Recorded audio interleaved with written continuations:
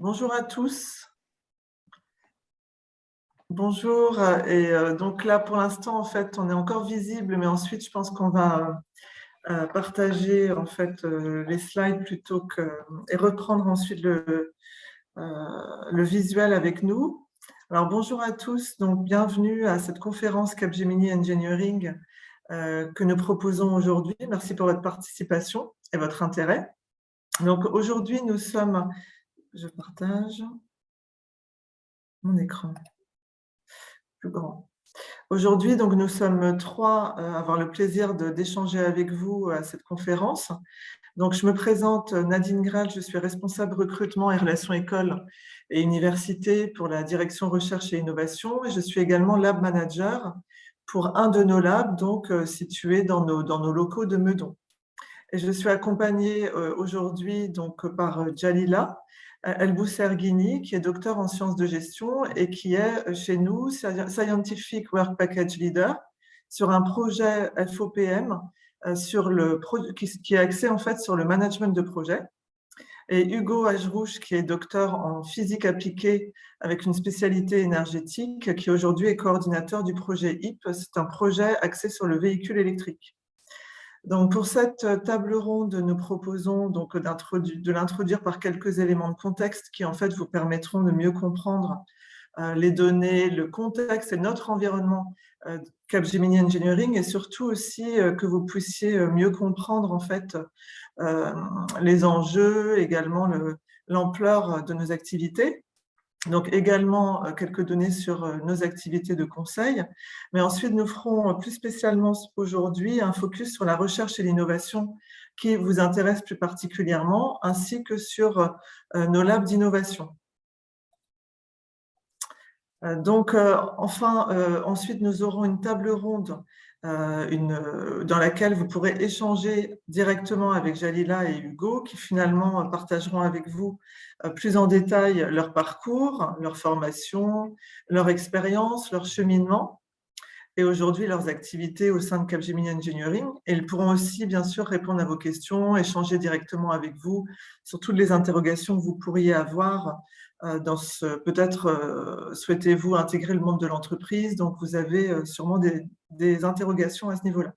Donc ce sera vraiment un échange très ouvert et libre.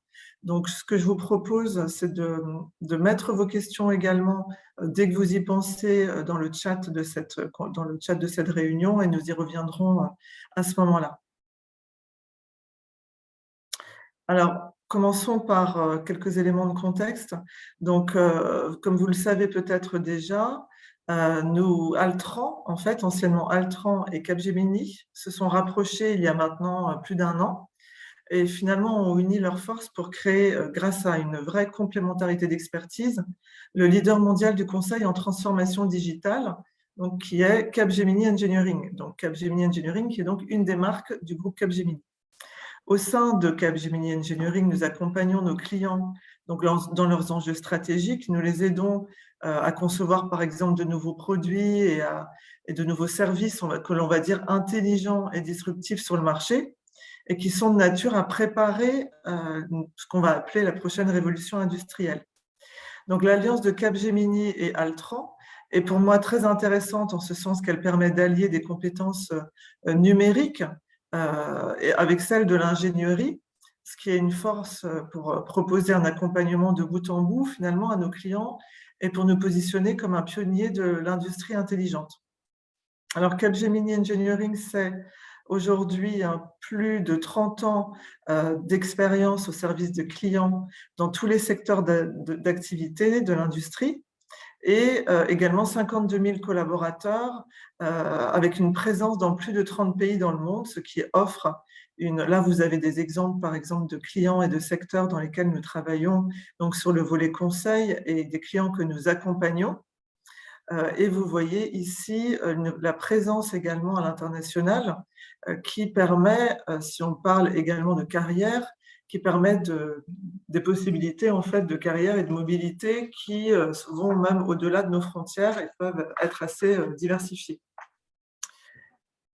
Alors, c'était le volet ici plus global, on va dire sur le contexte sur lequel, en fait, nous n'allons pas nous étendre, parce qu'aujourd'hui, ce qui nous intéresse, c'est la recherche et l'innovation. Donc, depuis maintenant 10 ans, sur ce volet recherche et innovation, nous avons développé une recherche interne pour anticiper les enjeux stratégiques de nos clients et de la société en général, donc pour venir bien en amont de ces enjeux clients directs. Et aujourd'hui, nous avons 8 programmes de recherche et innovation en France que vous voyez ici. Alors, chaque programme représente un portefeuille de projets sur une thématique. Donc, vous voyez qu'ils sont très multidisciplinaires. Donc, par exemple, dans le programme Future of Mobility, nous allons travailler sur l'empreinte environnementale des transports, qu'ils soient terrestres, mais aussi aéro ou ferro, et également sur le développement des systèmes autonomes et intelligents. On va en parler tout à l'heure plus précisément avec Hugo. Le programme Future of Energy, un autre exemple, est transverse également et transverse à tous les autres programmes, tous les projets finalement.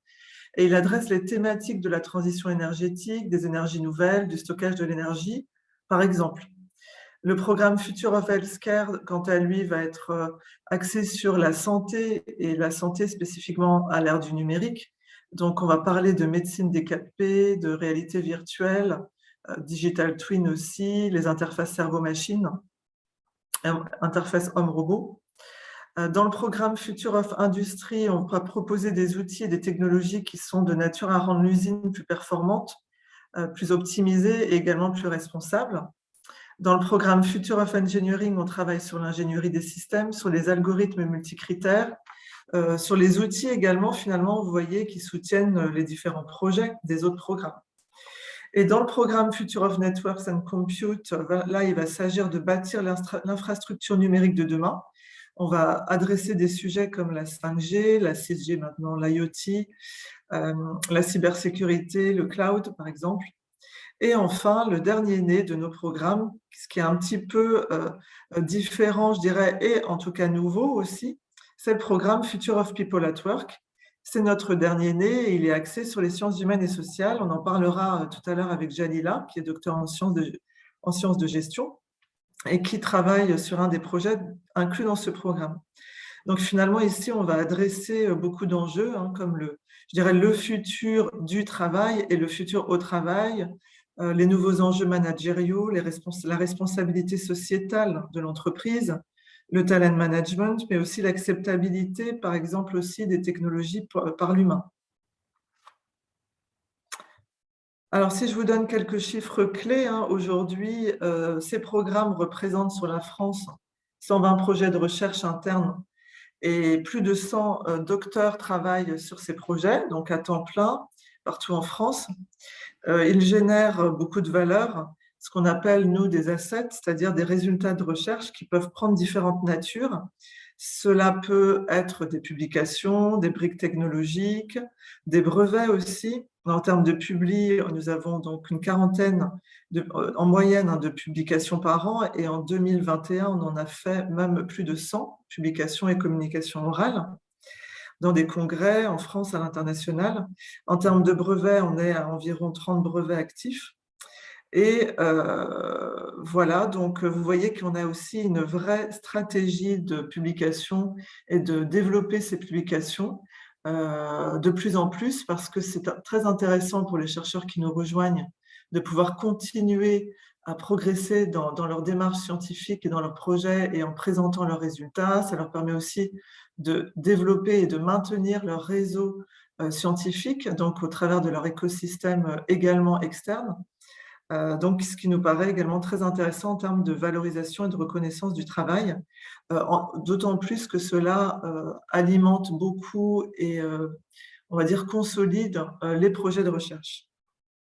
Alors, je l'ai mis en fait derrière. On va faire un petit focus aussi sur le recrutement, donc au passage, qui vous intéresse. Donc, aujourd'hui, nous recrutons une centaine de docteurs par an sur ces projets. Et cela partout en France, donc sur des postes qui vont être des postes de chef de projet ou d'experts, et ceci dans toutes les disciplines, donc ingénierie et sciences humaines et sociales. Donc on a mis en place également un accompagnement des docteurs qui permet d'assurer une bonne intégration, de les aider dans leur montée en compétences et également sur l'évolution de carrière. Alors, en parlons un petit peu de nos labs également parce que nous avons la chance. Ah oui, j'ai oublié de vous dire sur le recrutement, bien sûr, ainsi aujourd'hui dans le cadre du PhD Job Day, hein, si vous êtes intéressé par les propositions, nos offres de poste, vous pouvez soit m'envoyer un email, hein, je vous donnerai mon contact après, ou également vous inscrire sur la plateforme donc PhD Job Day pour ensuite faire des demandes de rendez-vous pour pouvoir nous rencontrer en speed meeting le 22 février. Alors, parlons de nos labs. On a la chance de pouvoir mettre en lumière finalement les projets dont je vous ai parlé, les prototypes, les programmes, les démonstrateurs qui sont issus de ces projets, mais aussi nos chercheurs dans des lieux qui sont dédiés à la recherche et à l'innovation chez nous, qui sont nos labs d'innovation, que nous appelons nos WeLabs. Donc là, vous voyez le réseau, on est constitué en réseau, on a 7 et maintenant un dernier né également, 8e lab qui vient de s'ouvrir à Aix. Donc l'objectif dans ces lieux, c'est de faire vivre une expérience qui est différente à nos clients, à nos partenaires et à nos candidats. Nous travaillons en réseau avec tous les labs et ce qui nous permet aussi de mener des événements de manière en parallèle, de manière concertée et ainsi leur donner plus d'ampleur.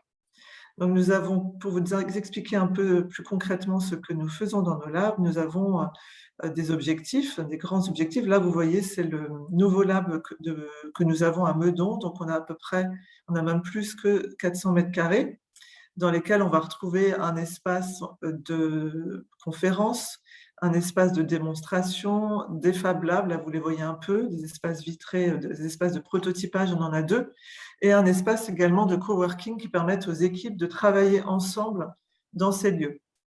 Donc nos objectifs, on en a 4 grands objectifs. Déjà, c'est de faire découvrir nos recherches, nos expertises, nos chercheurs, donc au travers d'événements dédiés que l'on réalise dans nos labs. Donc on fait aussi, je n'ai pas parlé de nos collaborateurs, mais bien sûr, c'est aussi une de nos premières cibles, c'est de faire connaître déjà en interne tous nos projets de recherche et ce que nous faisons et nos prototypes. Donc, vous voyez des exemples d'ambiance. Là, c'est pas à Paris, hein, donc nous sommes à Lyon, nous sommes à Nantes. Voilà, donc ici, le deuxième objectif pour nous, c'est de connecter. Au travers de ces événements, on permet à des équipes de se rencontrer qui ne l'auraient peut-être pas fait autrement et on permet aussi de créer de nouvelles collaborations.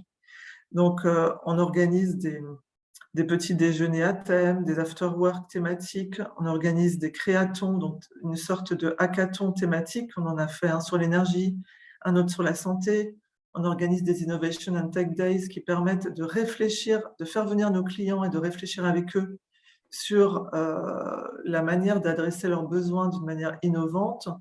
On a également des communautés de chercheurs en interne qu'on peut animer du coup également dans ces lieux. Donc beaucoup d'événements s'y déroulent. Là, vous voyez l'ancien Fab Lab. Donc, je vous ai montré le nouveau, l'ancien Fab Lab à Vélizy dans nos anciens locaux. Donc là, dans ces espaces de prototypage qui sont des Fab Labs, nous accompagnons aussi le développement de prototypes, de démonstrateurs et on propose des ateliers d'initiation, par exemple à l'impression 3D ou autres. Si des chercheurs veulent également accompagner ces ateliers, par exemple, on va lancer des ateliers Arduino pour faire des initiations au prototypage électronique. Voilà, c'est intéressant aussi, tout le monde est un peu partie prenante. Et ça donne aussi ce côté, on va dire, labo, qui pourrait peut-être être aussi venir un peu dans la continuité de la thèse pour des chercheurs et qui semble bien les intéresser. Voilà, donc ici, nous créons, donc, je le disais, des prototypes aussi, et donc nos chercheurs travaillent sur ces prototypes. Là, ce sont seulement quelques exemples parce que nous en avons beaucoup. Donc, on a des prototypes de véhicules autonomes, nous avons des prototypes axés plutôt sur la VR, des démos axés sur la VR, donc les jumeaux digitaux. On a également des prototypes plus axés donc robotique et interface homme-robot. La veste connectée ici, c'est une veste qui peut être portée par des opérateurs dotés de capteurs et qui permet de remonter des alertes ou faire de la prévention sur les risques musculo-squelettiques. Medica, ici, il s'agit d'un démonstrateur qui permet d'aider un chirurgien à préparer son intervention au bloc opératoire en utilisant la réalité augmentée et aussi l'assister pendant ses opérations. Je pense que Hugo, tu nous parleras de Iris aussi un peu plus après, prototype de véhicule autonome qui est sur lequel nous travaillons directement dans notre lab de Meudon et qui a été incubé aussi dans notre lab directement parce que vu qu'on peut travailler dans nos Fab Labs sur le matériel directement et les pièces, on a pu le réaliser chez nous. Donc, vous voyez que ce sont des lieux vivants dans lesquels les chercheurs travaillent. Donc, c'est vraiment des lieux de vie, de rencontre, de travail en commun. On n'est pas du tout sur un espace de showroom et qui permet de créer des ponts aussi entre les chercheurs, entre les projets et les programmes. Et qui concourt finalement, c'est le dernier objectif, à transformer nos manières de travailler. Ce n'est pas du tout la même approche du travail que dans un open space ou dans un bureau, entre guillemets, fermé. Alors voilà, là vous voyez un petit exemple les Lego, c'est un petit exemple d'atelier qu'on est capable de faire aussi sur un Lego Serious Play en utilisant la démarche de Lego Serious Play pour aider finalement à la créativité. Voilà, on parle de bien-être au travail ici aussi parce que c'est une manière finalement de travailler différemment et c'est un espace un peu décalé. Alors voilà le panorama, on va dire, de notre environnement RI.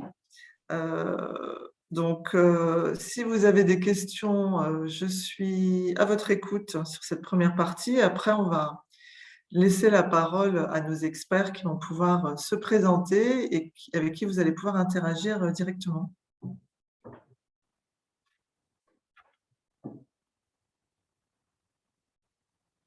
Je vais regarder si nous avons du coup également, je vais essayer de quitter le mode diaporama parce que je n'arrive pas à faire. Là, c'est bon.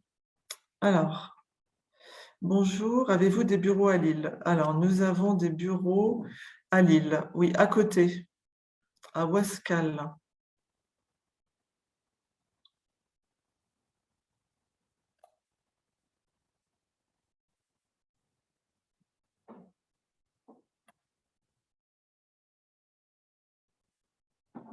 Pas d'autres questions pour l'instant. Je vais remettre ma vidéo d'ailleurs si ça passe au niveau bande passante justement.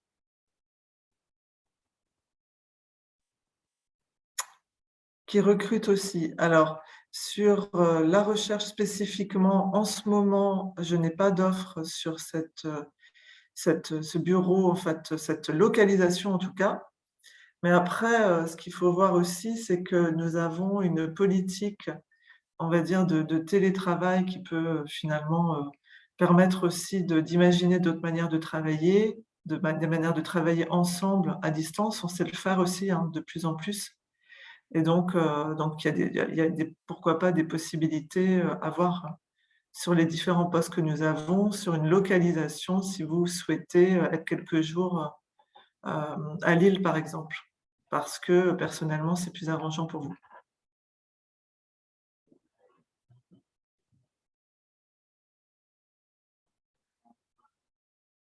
C'est génial, OK. Bonjour, oui. Bonjour Zainab.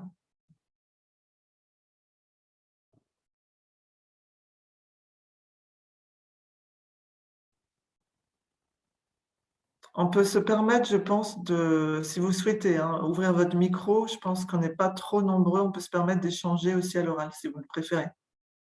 Est-ce que vous avez des projets en relation avec la nanotechnologie?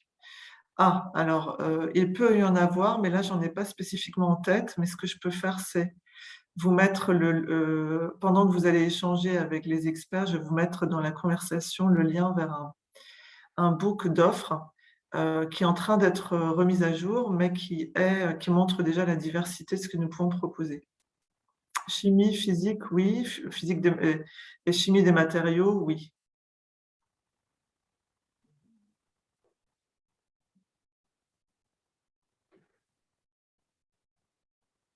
Est-ce que le profil d'ingénieur matériaux synthèse et caractérisation vous intéresse. Alors, en tous les cas, c'est une demande, ce sont des compétences que nous avons dans nos équipes régulièrement, donc oui, qui nous intéressent sur plusieurs de nos projets.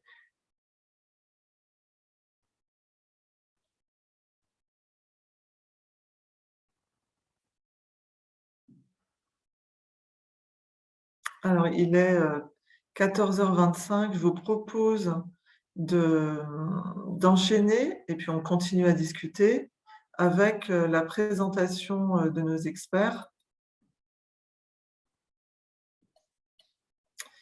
S'il vous plaît, j'ai une question. Oui, oui, je vous en prie.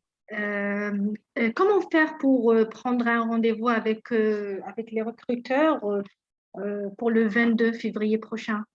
Alors, alors après, si Frédéric est là, il pourra même préciser, mais donc en fait, vous allez sur la plateforme dédiée au PhD Day et vous vous inscrivez en 3 clics sur cette plateforme et ensuite, vous avez accès aux offres et vous pouvez faire des demandes de rendez-vous. D'accord, mais il n'y a pas d'offre qui correspond à l'offre d'ingénieur matériaux, synthèse et caractérisation. Est-ce que je peux postuler à n'importe quelle offre de l'entreprise et comme ça, je pourrais présenter mon projet Oui, oui, après? bien sûr, oui. Merci Ou vous beaucoup. m'envoyez votre CV directement. Mais je pense que c'est bien que pour ce jour-là, en tout cas, que ça passe par la plateforme. Merci beaucoup. Merci. Merci. Bonjour, j'ai encore une question.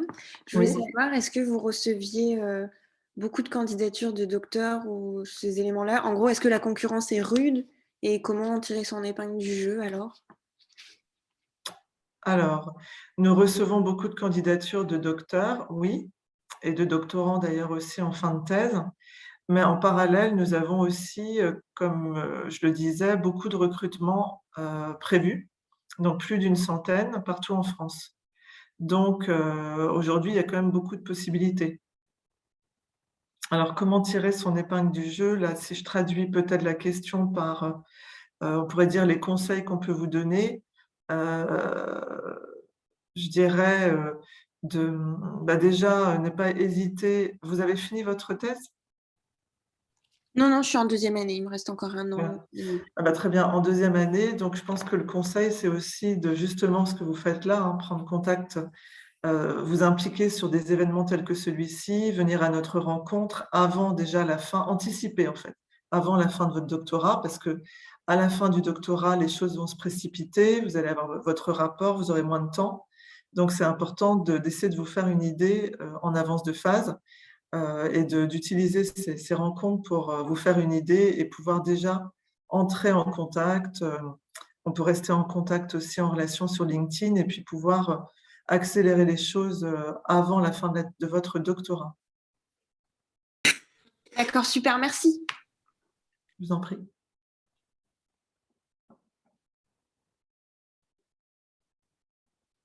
Est-ce que vous voyez toujours mon écran?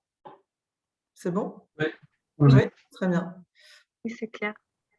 Je vais mettre en grand. C'est bon pour les… Alors, une petite question, généralement, avant de passer à la suite, généralement, est-il nécessaire d'avoir un profil bien spécifique pour les postes de chef de projet ou les offres sont-elles accessibles à tous les docteurs, car plus basées sur les soft skills, compétences transverses qu'une expertise particulière? Donc, en effet, hein, je pense que on va en parler aussi avec Jalila et Hugo, mais l'idée, effectivement, peu ou rares sont, je dirais, les docteurs qui vont travailler spécifiquement dans leur premier poste sur leur sujet spécifique d'expertise et donc de doctorat. Donc, il est important de bien pouvoir aussi miser sur ce que vous appelez les soft skills, oui, pour mettre en avant votre profil, car la thèse est avant tout aussi une formation par la recherche qui vous permet une certaine, voire une grande agilité face à des questions ou des problèmes complexes et une capacité à rebondir, à être flexible et à les gérer, toutes questions confondues. Donc, on mise aussi beaucoup, en effet, sur le transfert de compétences d'un sujet à un autre. Vous avez des compétences que vous avez peut-être adressées dans votre thèse sur un domaine spécifique, mais il faut réussir aussi à les mettre en perspective pour pouvoir peut-être les utiliser dans un autre secteur d'activité. Donc oui, c'est tout à fait possible. D'ailleurs, dans la démarche que je présentais un petit peu au travers des labs, c'est aussi intéressant. On trouve également intéressant d'avoir des échanges entre les programmes et entre les projets, parce que ça a beaucoup de valeur de pouvoir échanger, créer des ponts entre les disciplines et donc faire du transfert de compétences.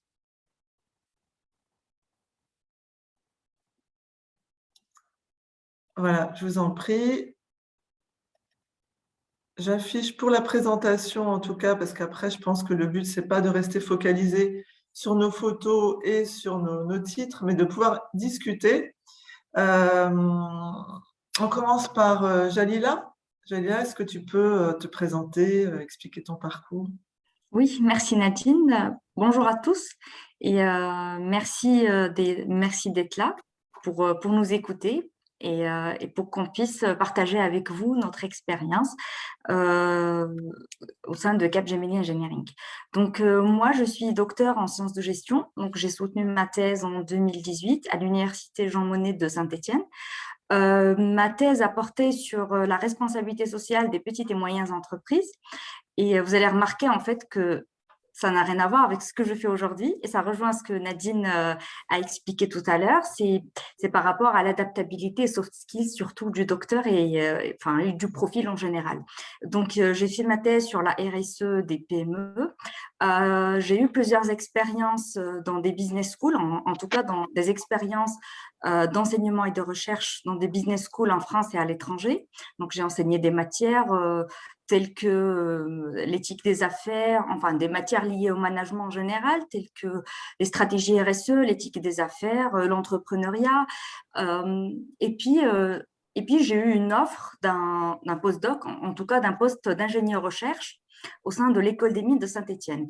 Ce postdoc portait, ou plutôt ce poste d'ingénieur recherche, portait sur la digitalisation responsable. Alors, ça rejoignait un petit peu ma thèse par rapport à la thématique de la responsabilité sociale, mais l'aspect nouveau, en tout cas qui était pour moi, c'était les questions de digitalisation. Donc, j'ai commencé, enfin, je me suis aventurée, j'ai dit oui, pourquoi pas, c'est les thèmes d'avenir et c'est des sujets d'avenir, c'est l'actualité et l'avenir. Donc, j'ai commencé à travailler au sein de l'école des mines de Saint-Étienne comme ingénieur de recherche, comme j'ai dit, en digitalisation responsable et on s'était spécialisé dans le cas des PME et PMI, pardon, manufacturières de la région ou plutôt du département de la Loire. Donc, c'est ce qui m'a permis de m'ouvrir beaucoup sur les questions de digitalisation au sein des entreprises, de pouvoir faire de la recherche, mais aussi d'aller vers les entreprises et de côtoyer petit à petit le monde de l'entreprise. Ensuite, donc, j'ai postulé à une offre au sein de Capgemini Engineering, offre pour intégrer un projet recherche sur la digitalisation. Voilà, en tout cas, le projet porte sur le Future of Project Management, donc les futurs, ou plutôt le futur des métiers de chef de projet. Et l'offre disponible était axée sur la digitalisation, la digitalisation de la gestion de projet. Et donc, oui. Donc, oui, donc c'est ce que je suis en train de faire aujourd'hui, donc de travailler sur des questions de recherche liées à la digitalisation en gestion de projet. Donc, la gestion de projet, c'est une discipline de sciences de gestion que auparavant, je n'ai jamais, sur laquelle mes recherches n'avaient jamais porté, et c'est une compétence qui s'est rajoutée en tout cas à mon CV. C'est de l'apprentissage que j'ai fait, et puis voilà, je suis montée en compétence quelques mois après mon intégration au sein de Capgemini Engineering à Toulouse. Voilà, c'est tout pour moi. Je ne sais pas si vous avez des questions. Merci, Jalila. Alors, je regarde. Pour l'instant, non, mais en fait, Hugo va se présenter et après, on va lancer un peu plus peut-être la discussion. Très bien. Merci Nadine. Donc, est-ce que vous m'entendez bien? Oui, parfait. Super, super. Donc, merci d'être là aujourd'hui. Donc, moi, je veux me présenter. Donc, Hugo, je veux essayer un petit peu de vous montrer l'importance des 4 lettres de mon prénom qui représentent parfaitement bien ce que je suis et ce que je fais. Donc, commençons par la lettre H. Donc, H comme héritage, car je suis l'héritier de la double culture libano-française. Et je suis arrivé en France en 2009. Donc, j'ai 33 ans, j'habite dans la région parisienne. Ma passion, c'est l'enseignement et le trading. En parallèle donc, à mes activités professionnelles chez Capgemini, j'accompagne les étudiants et lycéens universitaires dans les matières scientifiques. En plus, je suis quelqu'un de dynamique. Je pratique la trompette et le basketball. Et en tant que Phénicien, j'adore faire des voyages. Donc, j'aime bien voyager à travers le monde pour découvrir la richesse humaine et nature. Donc, ensuite, passons à la lettre U qui signifie mon parcours universitaire. Je suis arrivé donc en France avec un master en poche en physique des particules et haute énergie. J'ai aussi décidé de faire un autre master donc en nanotechnologie et laser à l'Université de Bordeaux, donc en partenariat avec l'ONCPB. Et j'ai poursuivi mes études supérieures avec un doctorat en physique spécialité énergétique. Là-dessus, j'ai travaillé sur le développement de la diagnostic optique pour pouvoir mesurer dans une petite échelle de temps et d'espace les espèces minoritaires qu'on peut rencontrer dans une flamme. Dans cela, nous avons travaillé sur un obturateur électro-optique qui nous a permis de détecter les espèces telles que le dioxyde de carbone et de pouvoir visualiser cela avec une grosse précision. Ce travail a été repris à plusieurs reprises par la NASA et ce qui m'a permis donc d'enseigner en parallèle à l'INSA pendant 3 ans. À l'issue du doctorat, j'ai obtenu un poste d'attaché d'enseignement et de recherche à l'Université de Rouen. La partie recherche était en partenariat avec Air Liquide. Du coup, j'ai travaillé sur la modélisation du dioxyde de carbone par diffusion Raman spontanée en écoulement réactif. Et ensuite, j'ai intégré Polytech Orléans pour un post-doc dans lequel j'ai mis en place un diagnostic de rayon X. L'idée, c'était de pouvoir caractériser un spray et mesurer la densité de ce spray dans des conditions critiques, donc haute pression, haute température, des conditions qu'on peut rencontrer dans un moteur aérospatial. Ensuite, en 2018, j'ai intégré le laboratoire Prism à Orléans. C'était dans le cadre d'un partenariat avec PSA Open Lab, dans lequel nous avons travaillé cette fois sur la caractérisation du procédé d'auto-allumage. Et donc, nous avons caractérisé différents carburants. Et donc, en particulier, nous avons étudié l'impact de l'eau sur la formation des suies et l'impact de l'oxyde d'azote sur les délais d'auto-inflammation de différents carburants. Donc, après avoir fait tout mon parcours universitaire, j'ai intégré le milieu d'entreprise grâce à Altran. Et pour faire de l'AG, donc j'ai la troisième lettre de mon prénom, donc la gestion de projet.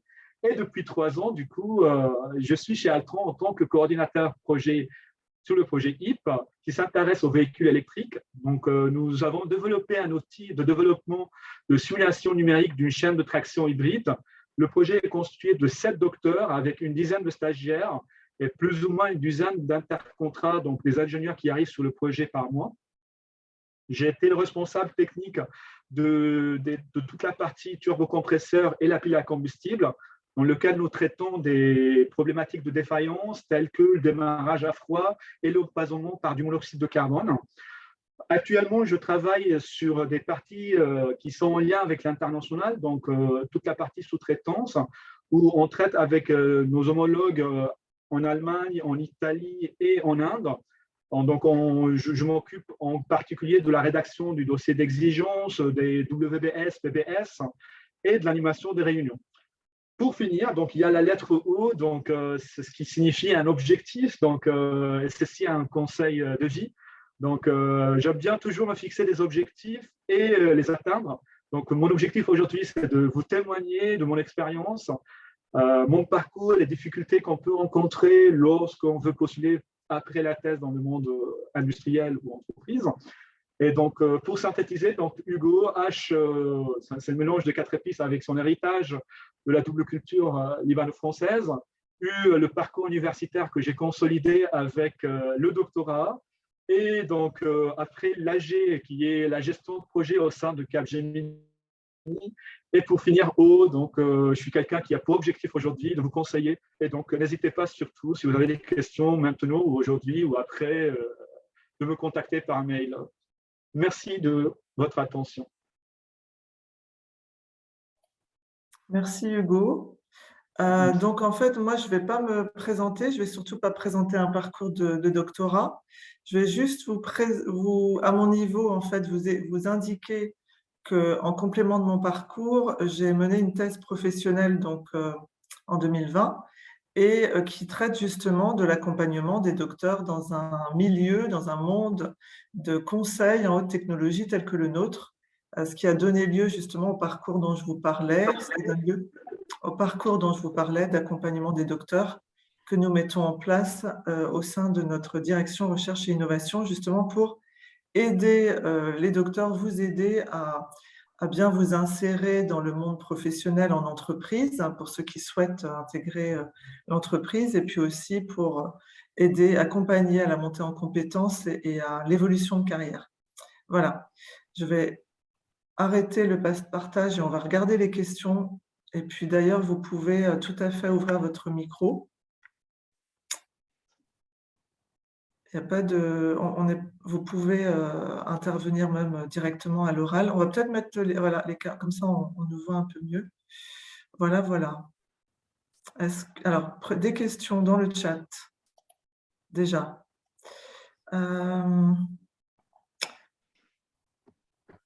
Est-ce que j'ai répondu? Nanotechnologie, oui, oui. Ça, c'est bon. Et c'était merci. Donc là, vous pouvez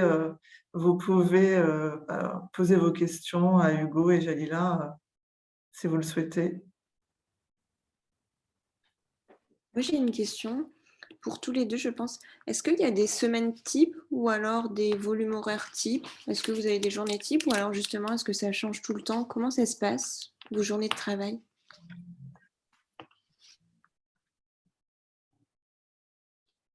Je te laisse, Jalila, je commence ou Non, vas-y, vas-y. Ouais. En fait, pendant le Corona, il y avait, comme Nadine l'avait proposé par rapport à la partie télétravail, donc en termes de présence déjà, je pense que la majorité des entreprises, ils étaient dans le même format, donc on était un jour de présence sur site.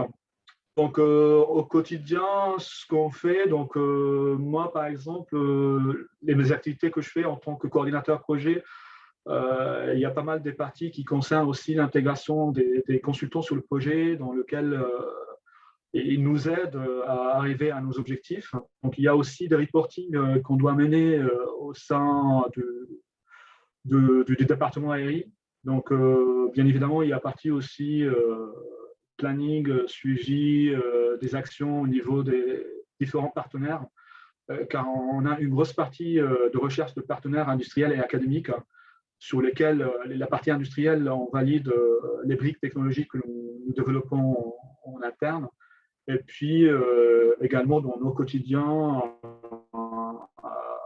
ce qu'on fait en fait, c'est vraiment des tâches de suivi des livrables, des tâches, des rédactions. Il y a des rédactions, des articles qui sont en lien avec le monde industriel. Et il y a une partie d'encadrement des stagiaires en projet de fin d'études. Voilà. Voilà comment ça se passe dans notre quotidien actuel. Après, je laisse la parole à Lila. Oui, bah, c'est exactement ce que tu as dit, Hugo. Je souhaite juste rajouter peut-être quelques tâches que certainement Hugo fait, hein, mais peut-être c'est plutôt tout ce qui est, donc Hugo en a parlé, l'accompagnement des personnes que nous suivons au sein du projet, qui peuvent être des consultants, des étudiants en alternance ou des stagiaires. Mais aussi les réunions que nous menons pour faire avancer le projet, c'est-à-dire les orientations générales de la recherche, si on a des difficultés que ce soit pour par exemple, pour apporter des éléments de réponse à une question qu'on avait posée, si on a un blocage au niveau du terrain. Donc, il y a aussi toutes les problématiques ou toutes les questions qu'on peut rencontrer au quotidien quand on fait une recherche, enfin, comme n'importe quelle recherche, un article, une thèse, etc.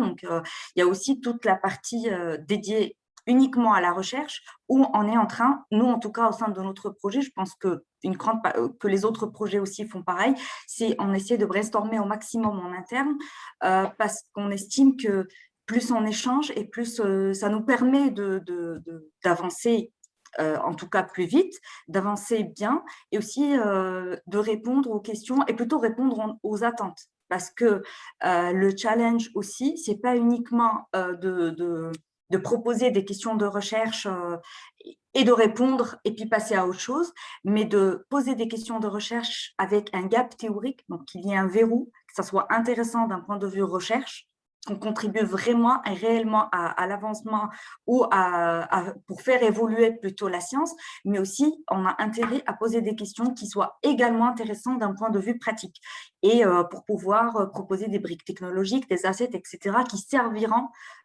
aux entreprises. Donc voilà, l'idée aussi, comme j'ai dit, c'est de multiplier les échanges, donc que ce soit en interne au sein du projet avec les autres docteurs ou les jeunes docteurs que nous avons au sein du projet, mais aussi avec d'autres parties prenantes qui peuvent être liées au projet, justement, comme j'ai dit, pour faire avancer le projet et apporter les éléments de réponse aux questions qu'on pose. D'accord, merci.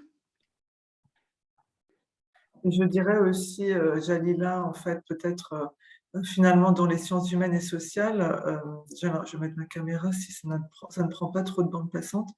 Vous êtes beaucoup en interaction aussi avec les autres projets, parce que finalement, avant que le programme Future of People at Work soit créé, ça ne veut pas dire que nous n'avions pas cet aspect sciences humaines et sociales dans nos projets. Mais finalement, c'était disséminé dans les projets ingénierie. Se poser ces questions sciences humaines, en fait, ou les questions de gestion ou de prise de recul, en fait, sur le management des people aussi. Donc, du coup, est-ce que ça t'amène à être beaucoup en relation, je dirais, avec l'entreprise au sens large, à faire des interviews? Comment tu travailles sur ces recherches? Est-ce que tu arrives à mener des recherches qualitatives au sens sur longtemps dans une thèse aussi? Exactement. Ici. Donc, ça fait 1 an que je suis chez Capgemini Engineering et je pense qu'au sein du work package dont je suis responsable, jusqu'à présent, nous avons travaillé sur 5 questions de recherche et pour les 5 questions, il y a en fait, c'est un cycle de recherche normal, c'est-à-dire une revue de littérature, des entretiens et puis on apporte des éléments de réponse, des résultats, des résultats théoriques, mais aussi des assets. Donc, l'interaction, c'est quelque chose de primordial pour qu'on puisse apporter des éléments de réponse à nos questions. Donc, les échanges se font justement avec des personnes, des chercheurs qui sont dans d'autres projets de recherche. Tout dépend de la question. Comme j'ai dit, les entretiens peuvent être menés avec d'autres chercheurs dans d'autres projets qui viennent de d'autres disciplines, mais qui ont une petite interaction avec ce qu'on fait, une petite liaison avec ce qu'on fait, ou carrément, les entretiens peuvent être menés avec des experts du terrain qui travaillent vraiment sur des projets qui ne sont pas des projets recherche, mais qui nous ramènent eux aussi leur expertise professionnelle sur la question. Donc, tu trouves un terrain, on va dire, de recherche en interne, un terrain de recherche intéressant en interne pour Exactement, ton projet. exactement. Oui, parce que au niveau du projet, nous travaillons sur la gestion de projet et sur des thématiques qui intéressent ou qui touchent au futur de la gestion de projet. Et l'entreprise Capgemini Engineering, elle est organisée en mode projet. Donc, pour trouver c'est un bon terrain pour nous parce qu'il y a toujours il y a beaucoup d'experts en gestion de projet. Et donc, le terrain, il est vraiment, je dirais, très riche en interne. Mais aussi, il faut savoir qu'on a la possibilité de faire un terrain externe, c'est-à-dire en faisant ou en étant un chercheur au sein de Capgemini Engineering, ça ne veut pas dire qu'on va faire qu'un terrain Capgemini ou exclusivement Capgemini Engineering. Non, les projets recherche ont des partenaires industriels Donc, nous sommes en train de monter des partenariats, mais d'autres projets ont déjà pu monter des partenariats avec des entreprises, avec des industriels et font leur terrain de recherche en externe. Alors oui, je précise en effet que nous avons pas mal de partenariats déjà. Donc, nos partenariats au sein de la recherche, sur nos projets de recherche sont de différentes natures. Comme tu le disais, ils peuvent être industriels. On a des partenaires industriels, on a des partenaires académiques, des partenaires institutionnels. On travaille également avec des associations, avec des startups qui sont très intéressantes, avec qui il est très intéressant de travailler également pour apporter une brique et parfois des données de terrain aussi à un projet de recherche. Donc, travailler avec une start-up, c'est intéressant aussi. Donc, du coup, aussi, si on parle de l'écosystème externe, on répond à des appels à projets, que ce soit ANR, ADEME, FUI, H2020 ou autres, qui nous permettent aussi de rentrer dans des consortiums quand on les gagne. Donc, on est aussi partie prenante de consortiums, voilà, multipartites, j'ai envie de dire. On a une question sur les formations. Oui, pardon, Hugo. Oui, tout à Tu fait. as aussi des partenariats. Oui, voilà, c'est pour dire qu'un des objectifs d'ailleurs du département RI, c'est de monter ce consortium. Donc, car à plusieurs, on est plus fort. Donc, l'idée, c'est de pouvoir mettre déjà notre réseau dans les laboratoires académiques afin de compléter certaines ressources, surtout côté matériel, hein. Donc, on sait bien qu'un laboratoire, il a déjà ses propres matériels qui sont vraiment sa richesse, hein. Un laboratoire, il a des matériels de l'ordre de dizaines de millions d'euros. Nous, on n'a pas vraiment toujours des locaux qui permettent d'accéder à des matériaux ou des diagnostics qui sont dans les labos, d'où la nécessité de monter ces partenariats académiques. Et d'ailleurs, c'est une des partenaires qu'on est en train de monter sur la partie réfrigération magnétique avec le CNRS de Thiers. D'ailleurs, la force de Capgemini, c'est cette réunification à plusieurs, donc partenaires académiques, partenaires industriels, et puis même la partenariat peut se passer en échangeant des étudiants, donc en faisant de la co-encadrement des étudiants en projet de fin d'études. Donc c'est vraiment aussi dans la partie publication qu'on a actuellement, on a trois publications au sein du projet qui ont été faites avec le CNRS de Thiers. Donc, oui, le partenariat académique et industriel, c'est un des éléments clés et un des objectifs d'ailleurs du département RI. Oui, il y a une question, donc, en fait, par rapport aux formations, je pense que je peux peut-être vous donner quelques éléments clés. En fait, nous, il y a la partie Altron prototype automobile, qui a quelques éléments qui peuvent matcher avec la chimie des matériaux. Car en fait, on travaille sur les batteries, donc les batteries lithium-ion, et on travaille également sur la sécurité au niveau du batterie, donc la sûreté de fonctionnement, et savoir aussi certains matériaux au niveau de l'habitacle. Donc aussi, il y a le projet qu'on appelle Integrated Thermal Management, qui s'intéresse à la gestion thermique. Et là-dessus, on cherche des matériaux thermoélectriques. Donc, la chimie de matériaux rentre là-dedans. Donc, ça, c'est par rapport à la question d'Amina. Il y a aussi un autre projet qui s'intéresse aussi au stockage d'hydrogène. Et les matériaux utilisés, tels que l'hydrure métallique ou la synthèse de certains matériaux actuels, surtout le stockage sous forme solide, qui peut matcher aussi avec la partie chimie de matériaux. Mais il ne faut pas se limiter sur le mot chimie de matériaux, car en soi, pendant la thèse, vous avez acquis plein de compétences, plein de bagages autour, qui n'est pas vraiment uniquement la chimie de matériaux. C'est la démarche que vous avez appris pendant la thèse, l'état de l'art, comment mener une étude de recherche. C'est ça ce qu'il faut chercher à valoriser. Donc, ne se limitez pas au mot chimie. Merci Hugo. De rien. Alors, il y a également une question donc, de Zainab. Est-ce que vous pensez que le passage de l'académique vers du coup l'entreprise, hein, avec une thèse et un postdoc qui a été fait avant, une thèse et un postdoc, donc c'est pratique. Alors, est-ce que Zainab peut préciser ce qu'elle entend par pratique? Est-ce que c'est facile? Est-ce que c'est… Oui, bonjour, merci pour les Ah, présentations bonjour. tout d'abord. Vous m'entendez là? Oui, oui, oui. Oui, oui, en fait, moi, je suis en train de chercher maintenant un boulot et toujours, tout le temps, surtout avec l'industrie, il me dit, votre profil est trop académique, vous n'avez pas d'expérience dans l'entreprise. C'est ça ma question. Est-ce que, étant qu'entreprise, vous trouvez que c'est vraiment difficile de passer de l'académique vers l'industrie? Après, comme Hugo il a dit, pendant les thèses et les projets de recherche, on travaille sur plusieurs tâches, sur plusieurs expériences. Donc, moi, je ne trouve pas trop difficile, mais j'aimerais bien savoir le point de vue des industriels, car tout le temps, j'ai cet obstacle. Il me dit la même chose. Merci. Alors, est-ce que Moi, moi, je peux déjà répondre du point de vue recruteur et en ouais. fait, ma vision recruteur, on va dire.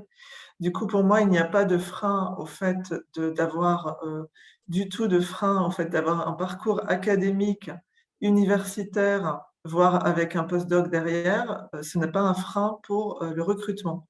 Tout est question de la manière, ce qui est important, c'est la manière dont vous présentez votre parcours. Et justement, vous en avez parlé, vos expériences, car vous en avez eu, la manière dont vous présentez votre parcours, dont vous présentez votre projet. Et surtout, votre thèse, vous pouvez aussi la présenter comme une expérience de gestion de projet en mettant en avant les jalons, les objectifs que vous aviez, les résultats et les délais que vous avez pu tenir, les conférences auxquelles vous avez pu participer dans un angle différent qui peut être, voilà, j'ai participé à des conférences où j'ai pu présenter mes travaux et donc cela renforce ma capacité également à communiquer, m'a permis de développer mon réseau. Et la thèse comme une gestion de projet avec une gestion finalement de jalons, d'objectifs, de coûts aussi, de matériel j'imagine parfois, et de délai, de tenue de délai, parce que 3 ans c'est long, mais c'est court. Pour ajouter un point là, Nadine, en fait, il y a une chose très intéressante chez Capgemini, c'est le département RI qui n'est vraiment pas purement industriel. Et ce que je veux dire par ça, en fait, c'est pas, il n'y a pas les contraintes, les enjeux financiers qu'on a lorsqu'on a une entreprise avec un end product et qui n'est pas totalement un laboratoire académique. Donc, c'est un département entre, on va dire, à cheval entre les deux. Donc, pour moi, c'est une bonne étape d'adaptation. C'est une bonne étape de passage du monde académique au monde entreprise, puisqu'il combine à la fois la mentalité avec l'ensemble des chercheurs que nous avons au sein du département. Donc, il y a la mentalité laboratoire académique, mentalité méthodologie de recherche, tout ça, avec tout de même une culture d'entreprise et les notions des coûts de délai qu'on commence à mettre en place avec la gestion du projet et la mise en place du WBS.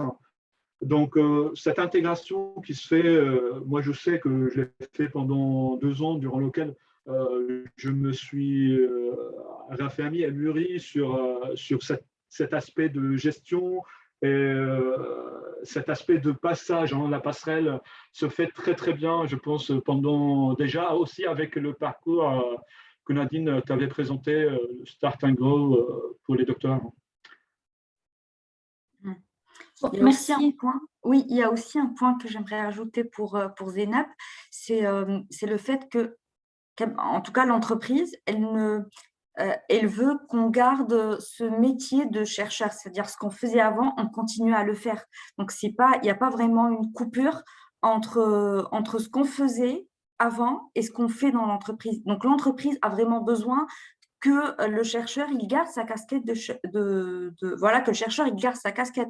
Donc je pense que, et puis comme a dit Hugo, la transition elle se fait vraiment très très délicatement, on ne le sent même pas, et puisque en intégrant l'entreprise, enfin tu te dis, et puis tout le monde te le fait comprendre que tu es là minimum pendant 2 ans pour faire de la recherche. Donc la transition se fait vraiment très très délicatement et doucement. Merci, merci beaucoup. Il y a juste une question concernant la documentation, Nadine. Je peux peut-être citer les projets, mais je pense qu'ils peuvent regarder ça peut-être dans les offres. Par rapport au projet, peut-être vous pouvez, dans les offres, hein, les projets concernent le projet ITM. Donc, c'est la gestion thermique, donc Integrated Thermal Management, qui peut matcher avec l'aspect matériaux. Il y a le projet Sister aussi qui s'intéresse au stockage d'hydrogène. Hein. Donc, c'est Sister. Hein. Il y a le Oui, projet SafeBat. Je ne sais pas si les intitulés du projet seront mentionnés dans l'offre ou pas, Nadine, par rapport à la en question. le nom, pas forcément, mais en tout cas la thématique, l'intitulé. Et j'ai indiqué le lien dans la page RI de Ouais, notre site internet sur laquelle vous pouvez quand même trouver aussi des informations sur nos projets iconiques. Et donc, vous pouvez avoir des informations supplémentaires ici, bien sûr, autrement les offres. Et puis,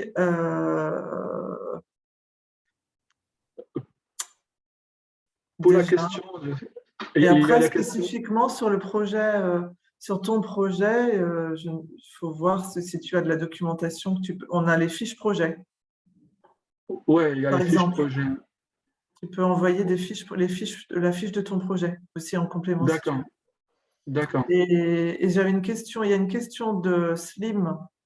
Est-ce que les profils plus théoriques maths fondamentales, par exemple, peuvent vous intéresser? Alors, les profils en maths appliquées, oui, avec aussi des profils avec des compétences en data science, machine learning, deep learning, IA nous intéresse, informatique, si vous avez en plus quelques connaissances en informatique. Mais oui, toutes les disciplines sont recherchées. On a des projets qui sont axés sur la data science, qu'on travaille avec notre WCC World Class Center d'INSI qui a besoin de compétences fortes de data scientist. Maths appliquées, également dans le domaine de l'automobile, mine de rien, on peut aussi me le demander parfois. Donc là, ça va être précisé aussi sur les offres. Mais oui, la réponse est oui. Et du coup, parce qu'il est déjà 16h02, donc en fait, on va dire notre temps de conférence est écoulé. Avant de se quitter, j'aimerais quand même demander à Jalila et à Hugo de donner un conseil, un dernier conseil aux docteurs qui sont avec nous aujourd'hui sur la question un conseil s'ils souhaitent intégrer le monde de l'entreprise. Est-ce que vous avez un conseil à leur donner?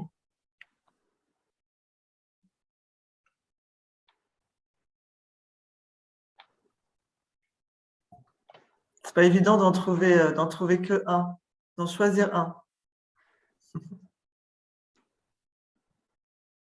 Moi, je dirais, focalisez-vous sur vos soft skills parce que si la discipline ne colle, ou le thème ou la thématique de recherche ne colle pas vraiment avec votre projet de thèse, ça ne veut pas dire que le poste, c'est pas pour vous. Au contraire, ça se peut que vous ayez un tout petit passage, mais parce que vous avez des soft skills intéressants, c'est ce qui va vous permettre, en tout cas, d'intégrer l'entreprise sans vraiment avoir fait une thèse dans la thématique donnée. Donc, c'est vraiment concentrez-vous sur le développement de vos soft skills d'abord.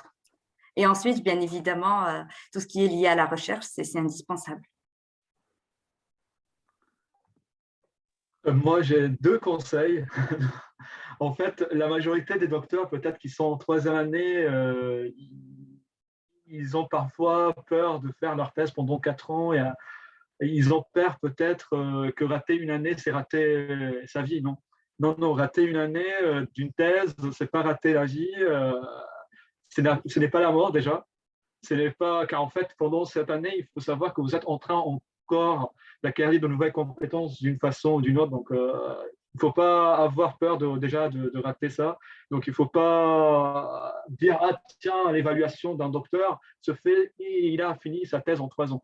Mais plutôt, c'est par l'apprentissage que vous êtes en train d'acquérir, l'apprentissage qu'on fait chaque jour, en fait, quel qu'il soit. Hein. Donc, cet apprentissage que vous êtes en train de mener, c'est une méthodologie qui est très riche dans plein d'endroits. Ce n'est pas uniquement dans l'enseignement et de la recherche, dans plein de démarches que vous allez rencontrer dans la vie de tous les jours.